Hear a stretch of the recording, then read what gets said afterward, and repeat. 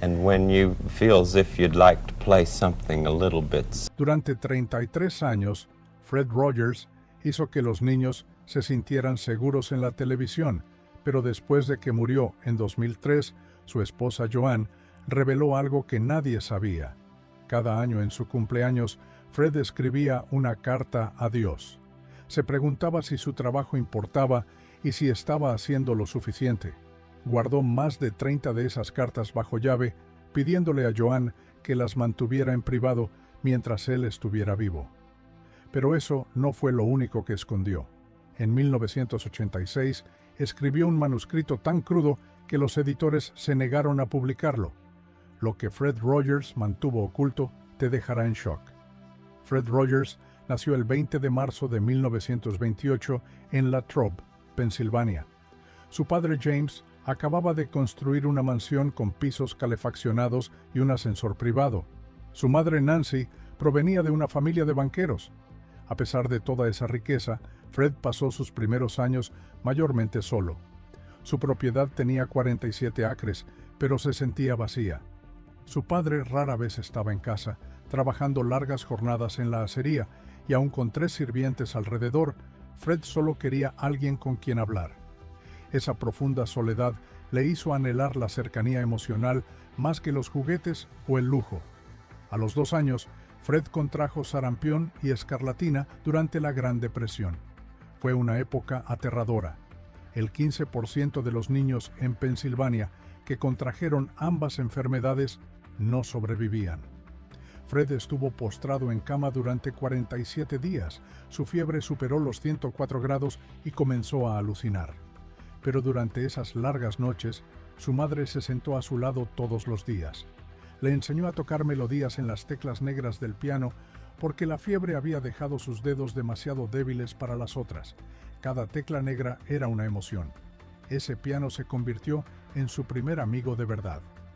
Cuando cumplió 3 años, Fred no podía atarse los zapatos ni siquiera usar bien un tenedor. Los médicos dijeron que tenía una grave dispraxia del desarrollo y que quizá nunca mejoraría. Un médico sugirió que debía ser enviado a una institución, pero sus padres contrataron a una fisioterapeuta llamada Margaret Thompson. Ella llevó marionetas a la terapia e hizo que los dedos de Fred bailaran, haciendo mover a las marionetas. En 6 meses, la coordinación de las manos de Fred mejoró un 300%. Aún así necesitó zapatos con velcro hasta los 12 años, pero nunca olvidó cómo algo divertido como la marionetería le ayudó a sanar. Ese mismo año, el 15 de septiembre, un tren descarriló a solo 400 metros de su casa. Fred se paró en su ventana y vio el accidente. 47 personas murieron. Su padre le dijo que solo estaban durmiendo, pero Fred supo la verdad cuando leyó un titular de periódico. El horror se quedó con él. Le preguntó a su madre, ¿por qué la gente resulta herida cuando solo intenta ir a algún lugar? Se convirtió en una de las preguntas centrales que intentó responder en su trabajo posterior. Para cuando tenía 5 años, Fred pasaba horas solo en el ático, usando calcetines viejos para representar funciones de marionetas. Le daba a cada marioneta una voz y una historia. Su público era una fila de animales de peluche. Un día, su madre entró y lo vio dirigiendo lo que parecía un aula. Se conmovió tanto que le mandó hacer un teatro de marionetas real, completo con cortinas de terciopelo rojo y luces. Llamó a su marioneta favorita David el Soñador. Los temas que exploraba entonces, miedo, bondad, pertenencia, aparecerían más tarde en cada episodio de su programa. A los 6 años, Fred fue bautizado. Su abuela le regaló un juego de historias bíblicas de fieltro para tablero. No rehuyeron las preguntas difíciles. Cuando Fred preguntó, ¿por qué Dios permite que los niños sufran? Ella respondió, Dios quiere que nos preguntemos. Tuvieron estas conversaciones cada semana durante 4 años. Ella le enseñó que preguntar era parte de la fe. Esa creencia definiría más tarde la manera en que Fred hablaba con los niños sobre la vida, sin fingir tener todas las respuestas, pero mostrando siempre que le importaba. En la secundaria, Fred fue acosado. Era alto pero delgado, con una voz aguda, y los chicos le llamaban chillón. Un día, 3 jugadores de fútbol americano lo empujaron dentro de un casillero durante el almuerzo. Nadie los castigó. Intentó tocar el piano en las asambleas, pero la multitud se burlaba de él y le lanzaba avioncitos de papel. Una vez le vertieron leche con chocolate en las partituras. Empezó a ver a un terapeuta. Su madre casi lo cambió de escuela. Pero Fred se quedó, construyendo en silencio su resiliencia. Cuando tenía 15 años, la rinitis alérgica le hizo perder casi la mitad del año escolar. Mientras estaba en casa, compuso su primera pieza musical completa. Se llamó Melodía para cuarteto de cuerdas en re menor. Tenía 247 compases y era tan compleja que su maestro no podía creer que la hubiera escrito él. Cuando se interpretó públicamente, sus compañeros se rieron y la llamaron música fúnebre, pero Fred siguió escribiendo. La pieza aún se conserva en el archivo de Fred Rogers. Su relación con su padre era tensa. James Rogers había sobrevivido a la gripe española de 1918, pero nunca enfrentó el trauma. Quería que su hijo fuera fuerte, que dirigiera el negocio del acero. Fred solo quería crear. En su diario, Fred escribió: «Han pasado 23 días desde que me preguntó cómo me sentía». En su cumpleaños 17, Fred rompió una ventana mientras practicaba con marionetas. Su padre lo castigó un mes, le prohibió el piano y lo obligó a trabajar en el patio de acero. Sus manos se ampollaron tanto que no pudo tocar durante 3 semanas. Más tarde, James le dio un ultimátum: «Deja las tonterías de las marionetas o encuéntrate tu propio camino».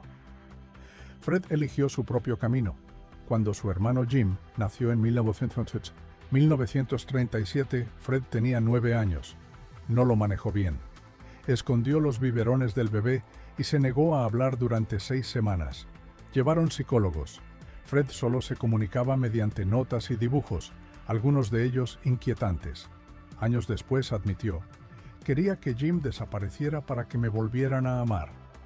Esa culpa nunca lo abandonó. Ayudó a forjar su misión de hacer que cada niño se sintiera visto y valorado. En 1945, Fred se ofreció como voluntario para Defensa Civil. Su trabajo era vigilar el cielo en busca de bombarderos enemigos. Una noche de marzo, el radar detectó una posible amenaza. Fred permaneció 4 horas en una azotea creyendo que se avecinaba un ataque. Resultó ser aviones estadounidenses, pero el miedo fue real. Comenzó a tener pesadillas sobre fuego cayendo del cielo. Fue entonces cuando decidió que nunca incluiría violencia en nada de lo que creara para niños. Se transfirió al Rollins College en 1948 para estudiar música. Se graduó magna cum laude en 1951. Estuvo profundamente involucrado: coros, clubes de música, incluso natación intramural. Ganó varios premios, pero durante una presentación su novia se burló de su tartamudez delante de otros. Fred quedó destrozado. Para solucionarlo, se enseñó a sí mismo control de la respiración hablando bajo el agua. Así desarrolló su habla lenta y cuidadosa. No era natural, se construyó a partir de la lucha. Después de graduarse, trabajó en televisión y estudiaba teología a la hora del almuerzo.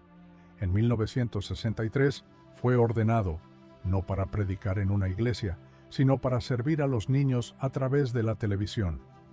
Su amigo el reverendo Bill Barker ayudó a que eso sucediera. Fred creía que un programa de televisión podía ser una forma de ministerio, un lugar donde los niños se sintieran seguros y comprendidos. Su canción temprana más famosa fue «Estemos juntos hoy», escrita en 1950. Usó tensión musical para reflejar conflicto emocional. Podía escuchar cualquier melodía y reproducirla al instante. Compuso más de 200 canciones, a menudo con el pianista de jazz Johnny Costa. Incluso de niño, Fred tocaba villancicos por altavoces para su vecindario. La música siempre fue su manera de conectar. En el seminario, Fred tenía un secreto. Tocaba piano de jazz en clubes clandestinos, ganando $5 por noche. Su crianza religiosa desaprobaba la música secular, así que lo mantuvo oculto.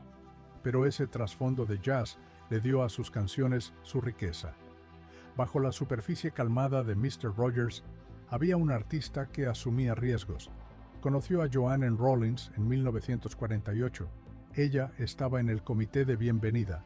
No sabían mucho sobre el amor, pero crecieron juntos. En 1952, Fred le propuso matrimonio mediante una carta manuscrita. Ella estaba tan emocionada que perdió la carta corriendo a un teléfono público para decir que sí. Ambos tenían 24 años cuando se casaron y su matrimonio de 50 años fue el ancla que lo sostuvo todo. Fred Rogers consiguió su primer gran oportunidad en televisión en 1951 con solo 23 años, trabajando en NBC en Nueva York. Pensó que por fin lo había logrado, pero ese entusiasmo no duró. Trabajó entre bastidores en programas como The Kate Smith Hour y The Gabby Hayes Show, pero lo que más le perturbó fue lo que pasaba por entretenimiento infantil. Vio a adultos lanzarse pasteles en la cara mientras los niños reían en la audiencia, y algo en eso no le cuadró. No era solo tonto, se sentía mal. El punto de quiebre llegó rápido. Después de solo 6 semanas, Fred se fue. Les dijo a todos que ya había visto suficiente. Se suponía que era su sueño, pero se convirtió en algo en lo que no podía soportar participar. 3 años después, en Pittsburgh, Fred tuvo otra oportunidad. Esta vez empezó algo desde cero. En abril de 1954, co-creó un pequeño programa infantil llamado The Children's Corner en WQED. Todo el programa funcionaba con apenas $150 a la semana, divididos entre Fred y su coanfitriona Josie Carey. Ni siquiera tenían materiales adecuados. Fred tenía un solo bloc legal amarillo para planear todo el contenido de un año. El estudio era un desastre.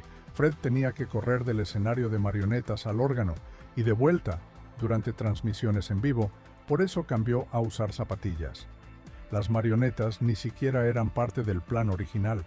Daniel Tiger nació la noche antes de que la estación se lanzara, hecho de un calcetín que le entregó el director de la estación. Fred terminó dando voz a las 13 marionetas en vivo cada día, improvisando los diálogos. Josie nunca sabía qué venía después, y de algún modo todo funcionaba. Para 1955, Fred decidió que quería algo especial moviéndose por la pantalla, un pequeño tranvía rojo. Pero no había dinero para utilería elegante, así que lo construyó él mismo con restos. Todo costó apenas $18. Medía solo 1,5 pulgadas, y Fred usó pinzas y una lupa para pegar cada pequeña pieza en su lugar. Luego lo operaba en vivo junto a todas las marionetas, mientras aún corría al órgano. Un día, tras filmar un largo episodio sobre compartir, Fred se desplomó por agotamiento, justo ahí en el piso del estudio. Así de mucho entregaba al programa. Se había casado con Joanne desde 1952, pero toda esta presión empezaba a pesar en su relación. En 1956 ocurrió algo que Fred cargaría el resto de su vida. En medio de una discusión sobre lo mal que le iba al programa, Fred destrozó una de sus marionetas. Así, sin más, desaparecida. Era completamente impropio de él. No eran el tipo de pareja que gritaba, pero esta vez las cosas se rompieron. Años después, usó ese momento, su estallido, la culpa, como una manera de enseñar a los niños a manejar su propia ira. Aún con todo el estrés, Fred siguió creando. Para 1957, había escrito más de 200 canciones originales para el programa, incluida una melodía que se volvería icónica. ¿Quieres ser mi vecino? La escribió después de recibir una carta de un niño que se sentía solo. Fred tocaba cada canción en un piano de cola pequeño que sacó de un depósito de chatarra de Pittsburgh. Lo arregló y le devolvió la vida. Y cuando volvió a casa de una cirugía por cáncer de estómago años después, lo primero que hizo fue sentarse en ese piano y tocar. Con el tiempo, escribió 13 óperas completas para niños, todo mientras dormía apenas, y sostenía toda la producción a puro tesón. Luego, en 1958, Pittsburgh se inundó. Un episodio se centró en la inundación y lo que significó para la comunidad. La respuesta fue abrumadora. Fred recibió 500 cartas solo esa semana. La mayoría eran de niños que habían perdido mascotas. Fred lloró al leerlas. no en privado, al aire. Leyó sus historias con lágrimas corriendo por su rostro, y luego hizo algo que nadie esperaba. Respondió personalmente a cada niño. En 1963 dio otro riesgo. Dejó UU y se mudó a Canadá para iniciar un programa llamado Mr. Rogers en la CBC. Duró casi 900 episodios, pero quería volver a casa. Cuando regresó en 1968 y cambió el nombre del programa a Mr. Rogers' Neighborhood, las críticas fueron brutales. Variety lo llamó terapia aburrida. The Washington Post dijo que era demasiado lento y demasiado calmado. Las audiencias apenas alcanzaban los 2,1 millones, mientras otros programas obtenían 10 millones. Recibía cartas llamándolo inquietante, pero Fred se negó a cambiar. Creía que los niños necesitaban tiempo para sentir y pensar, incluso si los adultos no lo entendían. Detrás de cámara, tenía un secreto que nadie conocía. En 1968, construyó el set de la fábrica del tranvía él mismo, usando herramientas reales de la acería de su padre. También construyó una habitación oculta dentro del castillo del Rey Friday, una bóveda del tesoro donde guardaba más de 1000 regalos de los espectadores. Dibujos hechos a mano, muñecos de peluche, notas. Cada uno importaba. Los catalogó todos y escribió una carta de agradecimiento a cada niño que enviaba uno. En 1969 sorprendió a todos al traer a su hijo pequeño James al programa. Con solo 10 años, James se sentó con Daniel Tiger para una charla honesta sobre crecer. Fred hizo espacio para risitas e interrupciones. Tras bambalinas, instaló un corralito en su camerino y contrató una niñera.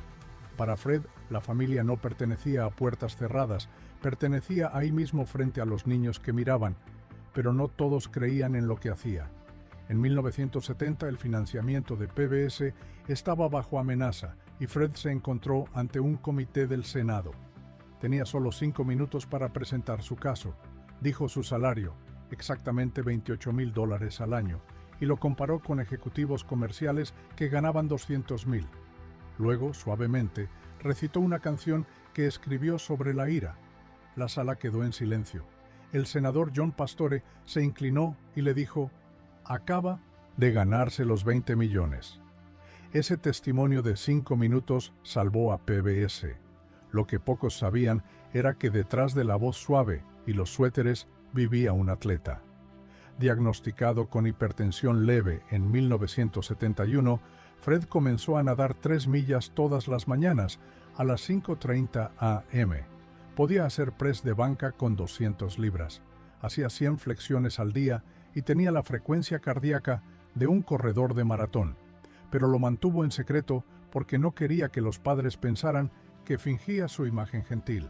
Quería que el enfoque permaneciera en el mensaje. Ese mismo año, presentó a Lady Elaine, una marioneta con una vena traviesa. Se inspiró en su propia culpa de la infancia. A los 12 años, Fred había robado el almuerzo de un compañero todos los días durante 2 semanas y luego devolvía la caja vacía como si nada. Lady Elaine le ayudó a perdonar esa parte de sí mismo. En mayo de 1969 hizo algo audaz. Un año después del asesinato del Dr. King, invitó al oficial Clemons, el primer miembro negro del elenco, a refrescarse los pies con él en una pequeña piscina. Las estaciones del sur se negaron a emitir el episodio. Recibió más de 500 cartas furiosas, algunas llenas de insultos raciales, pero respondió a cada una de ellas, con calma, personalmente. En 1972 la tragedia golpeó más cerca.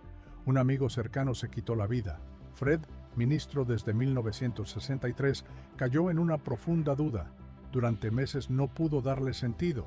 Escribió un guión donde Mr. McFeely recibe una carta de Dios sobre el duelo. Los productores no querían emitirlo. Fred insistió. Se emitió a principios de 1973 y se convirtió en uno de los episodios más comentados. También produjo una serie de 5 partes durante la Guerra de Vietnam llamada Conflicto. La marioneta Ray Friday construía cercas y declaraba emergencias. ¿Los niños aprendían sobre la guerra a través de la imaginación? Los padres estaban furiosos, algunos lo llamaron antipatriótico, pero Fred nunca retrocedió. Envió copias estación por estación cuando CBS se negó a emitirlo a nivel nacional. A lo largo de principios de los 70, Fred se obsesionó con la estabilidad. Empezó a pesarse todos los días, siempre con el mismo traje de baño y gafas, hasta que alcanzó un perfecto 143 libras, 1 por E, 4 por Love y 3 por You. Mantuvo ese peso durante los siguientes 30 años. Se convirtió en algo más que un número, se convirtió en un mensaje. Para 1979, Fred ganó su primer Emmy. Pero no llegó fácilmente. Escribía cada palabra de cada episodio él mismo. Casi 900 guiones a lo largo de 33 años. Trabajaba de 6 a.m. a 2 a.m., día tras día. Su esposa Joan lo encontró dormido en la máquina de escribir más de una vez. Su lenguaje era tan preciso, tan gentil, que necesitaba ser perfecto. Lo llamó frediano, una manera de hablar que hacía que los niños se sintieran seguros. En 1981, Fred Rogers tenía 53 años cuando silenciosamente introdujo algo que nadie esperaba. Lo llamó ¿Qué haces con el enojo que sientes? En la superficie parecía un especial suave de PBS sobre niños lidiando con la ira. Pero tras bastidores, esto era algo muy personal. Años antes, durante su formación en el seminario en la década de 1950, Rogers había admitido luchar con su propia ira reprimida. Había sido acosado como un niño tímido y con sobrepeso, y en el fondo, una vez quiso devolver el golpe. Nunca lo hizo. En cambio, esperó décadas y convirtió ese sentimiento en algo útil. En el programa, no se les dijo a los niños que escondieran su rabia. Aplastaron cajas de cartón, gritaron en almohadas, golpearon arcilla. Rogers se paró a su lado con calma, diciéndoles que estaba bien sentir lo que estaban sintiendo. No a todos les gustó. Padres escribieron preocupados de que el programa alentara a los niños a actuar. Rogers no cedió. Lo dijo claramente. Embotellar las emociones era más peligroso que dejarlas salir. Lo que la gente no sabía era que esto no era solo teoría para él, era supervivencia personal. Para cuando llegó 1990, Rogers había escrito 13 libros, pero en 1986 escribió un manuscrito que nunca llegó a las estanterías. Se titulaba El mundo de Mr. Rogers e incluía algo que la mayoría de los espectadores nunca habría adivinado. Tenía cicatrices. De adolescente en la década de 1940, Rogers tuvo un acné severo que dejó marcas profundas en su rostro. Odiaba su apariencia. Escribió sobre pasar horas frente a espejos aplicando corrector. Aprendió técnicas de maquillaje mucho antes que la mayoría de los actores. Incluso gastó el dinero de su ruta de periódicos en cosméticos de alta gama. Eligió la televisión en lugar del ministerio en persona porque pensó que su rostro sería una distracción en la vida real. En su borrador, compartió cómo, a veces durante episodios tristes, se limpiaba el maquillaje ante la cámara a propósito, para que los niños pudieran ver a alguien imperfecto y aún así amable. Pero ese capítulo nunca vio la luz del día. Los editores dijeron que era demasiado crudo, así que se quedó en un cajón mientras Rogers seguía usando maquillaje para esconder su pasado a la vista de todos. A fines de 1998, recibió el tipo de noticia que lo cambia todo. Le diagnosticaron cáncer de estómago. Tenía 70 años. La mayoría de la gente habría dejado de trabajar. Rogers no. Durante los siguientes 2 años, filmó 65 episodios más mientras recibía quimioterapia. Se enfermaba tanto durante las grabaciones que a veces vomitaba entre tomas, pero nunca faltó a una filmación. Perdió 40 libras, pero llevaba relleno debajo de la ropa para que los niños no lo notaran. En lugar de evitar el tema, incorporó su enfermedad en los guiones. Daniel Tiger empezó a tener dolores de estómago y a hacer preguntas difíciles. Esa línea argumental provenía de los propios recuerdos de Fred de estar postrado en cama de niño, con fiebres y un dolor que no entendía. Su última grabación en diciembre de 2000 fue dura. Apenas podía estar de pie, pero grabó de todos modos una despedida completa de 15 minutos. 2 años después, falleció. pero no antes de hacer todo lo posible por ayudar a los niños a entender cosas que él mismo una vez había temido. En 1993, la gente recibió otra sorpresa. Rogers, ahora de 65 años, apareció ante el Congreso con algo inesperado en las manos, una Nintendo Game Boy. Estaba allí para hablar sobre videojuegos violentos, pero en lugar de sermonear, hizo una demostración. Jugó Tetris con calma para los senadores, mostrando cómo los juegos podían enseñar resolución de problemas. Cuando le pidieron jugar algo violento como Mortal Kombat, se negó.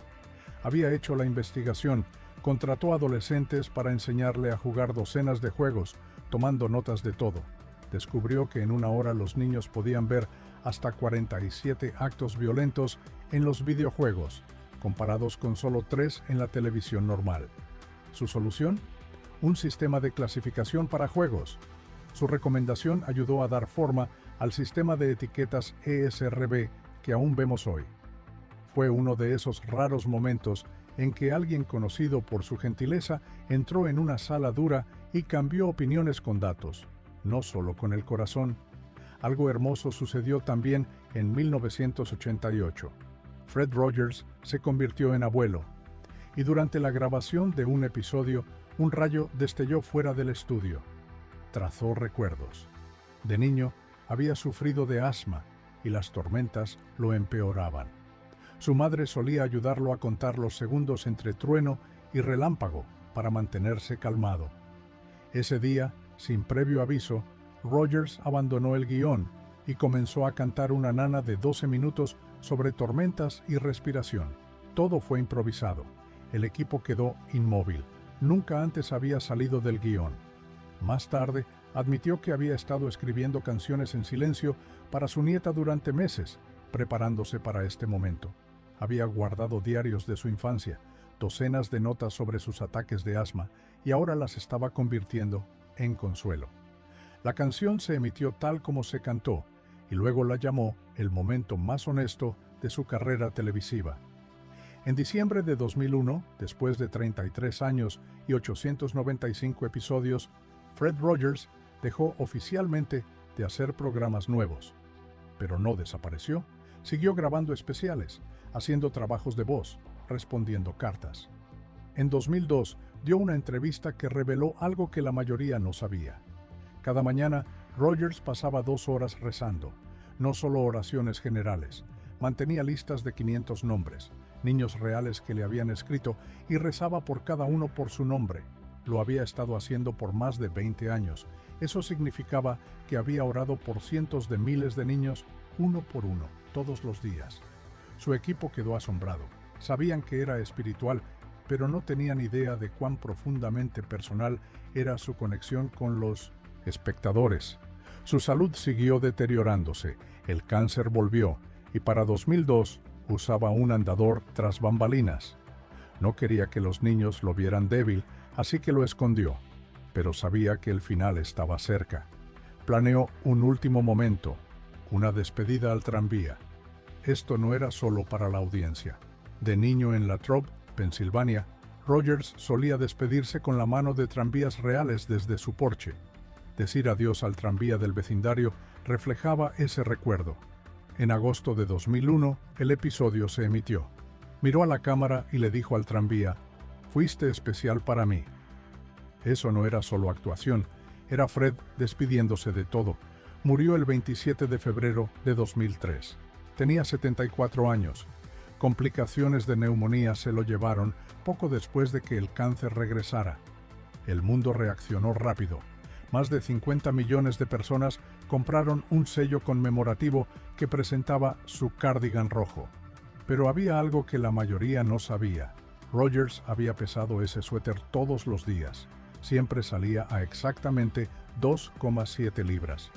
Creía que llevaba el peso emocional de cada conexión que había hecho con los niños a través de la pantalla.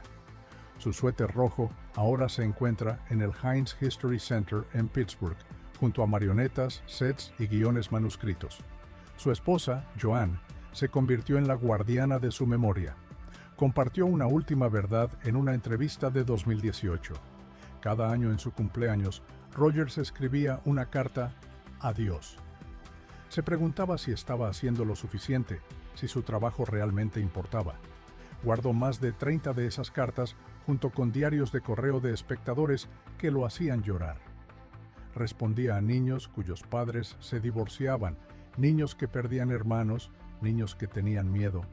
Pasaba tardes enteras contestando. Le pidió a Joan que mantuviera esos escritos en privado mientras él viviera. No quería que la gente pensara que nunca había tenido dudas. Para el año 2000, su programa había llegado a más de 50 millones de niños en 45 países. Había sido traducido a 20 idiomas. Pero en 1995 tomó una decisión que sorprendió incluso a PBS. Rechazó un acuerdo de licencias de $1 millón para fabricar juguetes de Mr. Rogers. No quería que sus personajes se convirtieran en lucro. Nada de cereales, loncheras, ni atracciones de parque temático.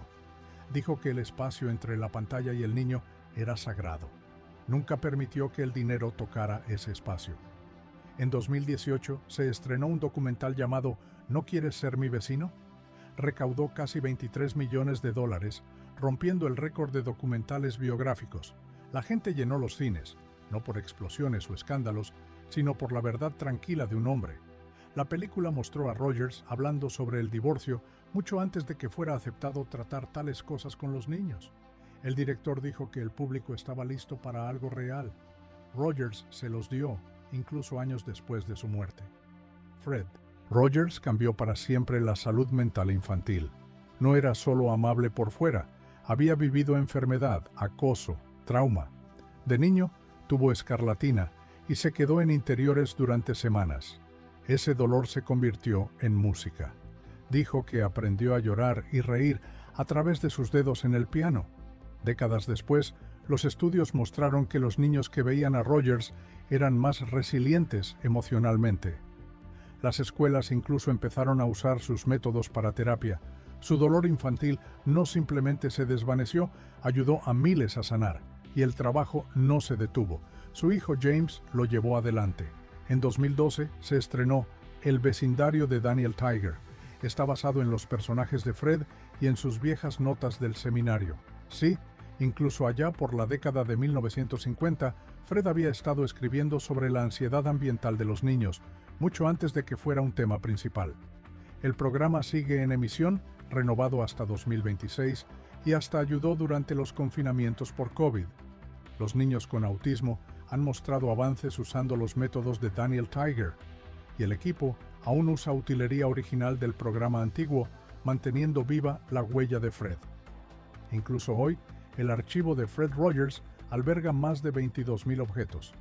Visitantes de todas las edades vienen a ver a X the Owl, el castillo del Rey Friday y el suéter rojo.